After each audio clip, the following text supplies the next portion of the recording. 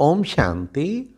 सुनते हैं 26 जनवरी 95 के अव्यक्त बाप दादा के मधुर महावाक्य। आज की अव्यक्त मुरली में 4 क्वेश्चन। नंबर 1, सहयोग मिलते भी प्राप्ति का अनुभव कब नहीं होता। नंबर 2, बाप का फरमान क्या है। नंबर 3, समय की सूचना कौन कौन दे रहे हैं। लास्ट, कौन सा डनलप का तकिया और बिस्तर छोड़ना है। डनलप का तकिया और बिस्तर। हाँ, तो आज की मुरली जैसे कि ब्रह्मा बाबा के कदम चल रहे हैं, तो आज बाबा फिर नया कदम बाबा का सुनाएंगे। फरमान वरदार, सारी मुरली फरमान वरदार। बाबा पूरे शिव बाबा के फरमान पे कदम रखे। तो आओ सुनते हैं। ब्रह्मा बाबा के कदमों पे टाइटल है ब्रह्मा बाप के और 2 कदम, फरमान वरदार। आज बाप दादा चारों ओर के स्नेही सहयोगी बच्चों को और शक्तिशाली समान बच्चों को देख रहे हैं। स्नेही सभी बच्चे हैं, लेकिन शक्तिशाली यथाशक्ति हैं। स्नेही बच्चों को स्नेह का रिटर्न पदम गुणा, स्नेह और सहयोग प्राप्त होता है। शक्तिशाली समान बच्चों को सदा सहज विजयी भाव का रिटर्न मिलता है। मिलता सभी को है। स्नेही बच्चे यथाशक्तिशाली होने के कारण सदा विजय का अनुभव नहीं कर पाते। कभी सहज, कभी मेहनत। बाप दादा स्नेही बच्चों को भी मेहनत को सहज करने का सहयोग देते हैं, क्योंकि स्नेही आत्माएं सहयोगी भी रहती हैं। तो सहयोग के रिटर्न में बाप दादा सहयोग जरूर देते हैं, लेकिन योग यथार्थ न होने के कारण सहयोग मिलते भी प्राप्ति का अनुभव नहीं कर पाते। योग द्वारा ही सहयोग का अनुभव होता है, और शक्तिशाली समान बच्चे सदा योग युक्त हैं, इसलिए सहयोग का अनुभव करते सहज विजयी बन जाते हैं। लेकिन बाप को दोनों ही बच्चे प्यारे हैं। प्यार और सदा विजयी रहने की शुभ चाहना सभी बच्चों में रहती है, लेकिन शक्ति कम होने के कारण समय पर और सर्व शक्तियाँ कार्य में नहीं लगा सकते। बाप वर्षे के अधिकार में सर्व शक्तियों का अधिकार सभी बच्चों को देते हैं। अधिकार देने में बाप दादा अंतर नहीं रखते, सभी को संपूर्ण अधिकारी बनाते हैं, लेकिन लेने में नंबरवार बन जाते हैं। बाप दादा किसको स्पेशल, किसको अलग ट्यूशन देते हैं क्या? नहीं देते ना। पढ़ाई सबकी एक है, पालना सबकी एक है। पांडवों को अलग पालना हो, शक्तियों को अलग हो, ऐसे है क्या? सबको एक जैसी पालना और पढ़ाई है, लेकिन लेने में रिजल्ट में कितना अंतर हो जाता है। कहाँ अष्टरतन और कहाँ 16,108 रतन, कितना अंतर है। यह अंतर क्यों हुआ? पढ़ाई और पालना को, वरदानों को धारण करना और कार्य में लगाना, इसमें अंतर हो जाता है। अंतर का कारण समझा? पढ़ाई और पालना को, वरदानों को धारण करना और कार्य में लगाना, इसमें अंतर हो जाता है। कई बच्चे धारण भी कर लेते हैं, लेकिन समय प्रमाण कार्य में लगाना नहीं आता है। बुद्धि तक बहुत भरपूर होंगे, लेकिन कर्म में आने में फर्क पड़ जाता है। ब्रह्मा बाप नंबर 1 क्यों बना? 2 कदम पहले सुनाए ना। तीसरा, सदा बाप शिक्षक और सतगुरु के फरमान वरदार बने। हर फरमान को जी हाजिर किया। बाप का फरमान है सदा सर्व खजानों के वर्षे में संपन्न बनना और बनाना। तो प्रत्यक्ष देखा कि सर्व खजाने, ज्ञान, शक्तियाँ, गुण श्रेष्ठ, समय श्रेष्ठ, संकल्पों का खजाना पहले दिन से लास्ट दिन तक कार्य में लगाया। लास्ट दिन भी समय संकल्प बच्चों प्रति लगाया। ज्ञान का खजाना, याद की शक्ति और सहनशीलता के गुण का स्वरूप, यह सब खजाने लास्ट समय तक शरीर को भी भूल सेवा में प्रैक्टिकल में लगाकर दिखाया। इसको कहा जाता है फरमान वरदार नंबर 1 बच्चा। क्योंकि बाप का विशेष फरमान यही है कि याद और सेवा में सदा बाप समान रहो। तो आदि से लेकर अंत तक अंत घड़ी तक दोनों ही फरमान प्रैक्टिकल में देखा ना। स्नेह की निशानी है फॉलो करना। तो चेक करो, आदि से अब तक सर्व खजानों को सब के साथ साथ सेवा में लगाया है। बाप का फरमान एक श्वास व संकल्प सेकंड व्यर्थ नहीं गंवाना है। तो सारे दिन में फरमान प्रैक्टिकल में लाया या कभी लाया कभी नहीं लाया। अगर कभी कभी फरमान वरदार बने और कभी नहीं बने तो किस लिस्ट में जाएंगे? अगर बाप दादा फरमान वरदार की लिस्ट निकाले तो आप किस लिस्ट में होंगे? अपने को जानते हो ना, क्योंकि आप सभी सर्व खजानों के ट्रस्टी मालिक हो। तो एक संकल्प भी बिना बाप के फरमान के यूज नहीं कर सकते हो।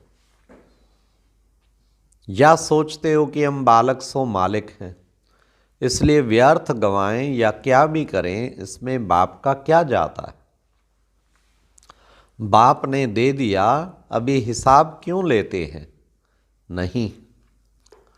आप रोज बाप के आगे कहते हो ना कि सब तेरा है, मेरा नहीं। कहते हो ना कि टाइम पर मेरा और टाइम पर तेरा। जब हमारा मतलब हो तो मेरा और वैसे तेरा। ऐसी चतुराई तो नहीं करते हो?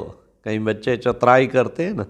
ब्रह्मा बाप को देखा, अपना आराम का समय भी विचार सागर मंथन कर बच्चों के प्रति लगाया। रात्रि भी जागकर बच्चों को योग की शक्ति देते रहे। वाह!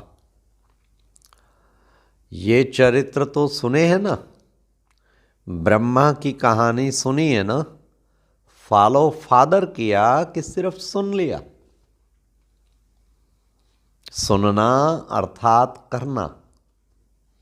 तो तीसरा कदम सुनिए बड़े ध्यान से, सदा जी हाजर, सदा हजूर हाजर और नाजर। कभी ब्रह्मा बाप से शिव बाप अलग नहीं हुए, हाजर नाजर रहे ना। बच्चे ने कहा और बाप ने कहा मीठा बच्चा। तो मन की स्थिति में सदा हाजर और नाजिर का अनुभव किया। सेवा में सदा जी हाजर किया, चाहे रात हो चाहे दिन हो। सेवा का डायरेक्शन मिला और प्रैक्टिकल किया, और कर्म में सदा हाँ जी किया। हाँ जी का पाठ पढ़ाया ना, तो आप क्या फॉलो करते हो? कभी हाँ जी और तो कभी ना जी। कभी ना जी तो नहीं करते हो। तो प्यार का सबूत दिखाया। ऐसे नहीं सोचो जितना बाबा से मेरा प्यार है ना, उतना और किसका भी नहीं।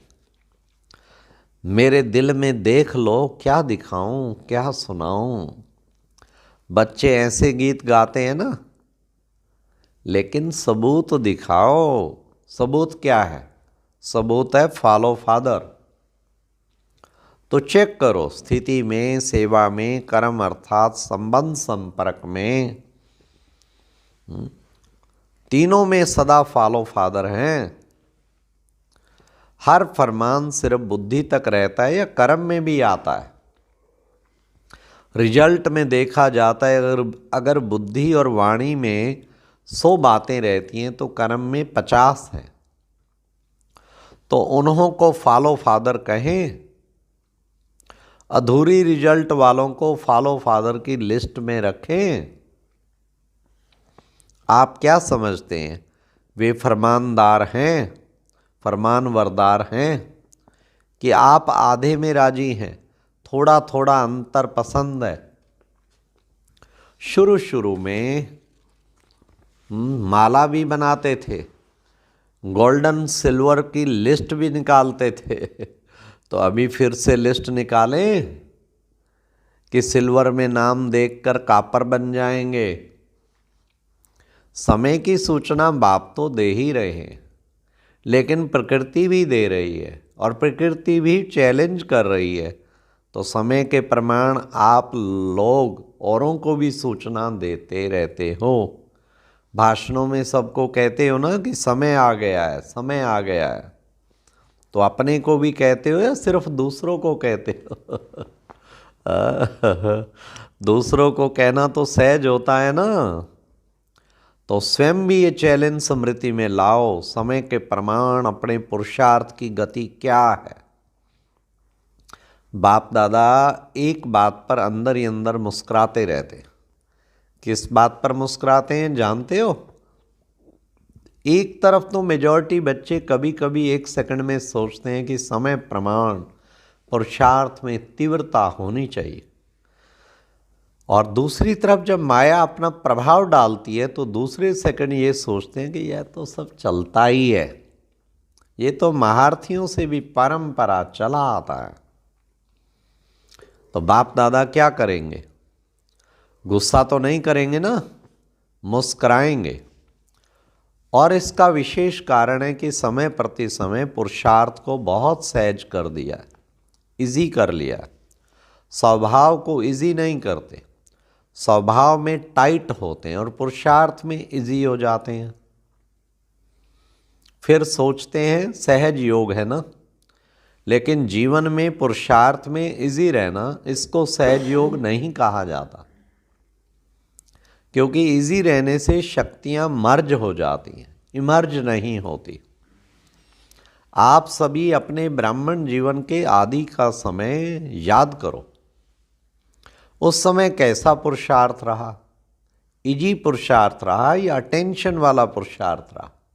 अटेंशन वाला रहा ना, उमंग उत्साह वाला रहा। और अभी अलबेलेपन के डनलप के तकिए और बिस्तरे मिल गए। वाह वाह वाह वाह, साधनों ने आराम पसंद ज़्यादा बना दिया है। तो अपने आदि के पुरुषार्थ, आदि की सेवा और आदि के उमंग उत्साह को चेक करो, क्या था? आराम पसंद थे? नहीं थे ना। और अभी थोड़ा थोड़ा हैं। साधन सेवा के प्रति हैं, साधन स्वयं को आराम पसंद बनाने के लिए नहीं है।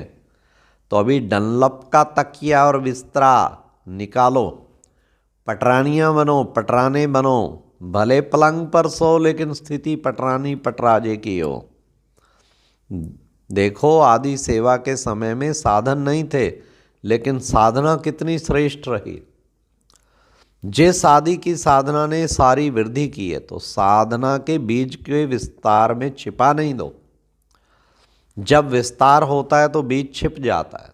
तो साधना है बीज और साधन है विस्तार। तो साधना का बीज छिपने नहीं दो। अभी फिर से बीज को प्रत्यक्ष करो। अच्छा, चारों ओर के स्नेह का सबूत देने वाले, हर फरमान को संकल्प बोल और कर्म में लाने वाले, सदा स्वयं को बाप समान सिंपल और सैंपल बनाने वाले, ब्रह्मा बाप के हर कदम पर कदम रखने वाले, ऐसे शक्तिशाली बाप समान बनने के दृढ़ संकल्पधारी सर्व बच्चों को बाप दादा का याद प्यार और नमस्ते। तो ये थी प्यारे बाबा की अव्यक्त मुरली 26 जनवरी, फरमान वरदार, हर कदम पे पूरा फरमान पे चलना। ओम शांति। और अब यह एक बहुत अच्छी वीडियो भी जरूर देखें।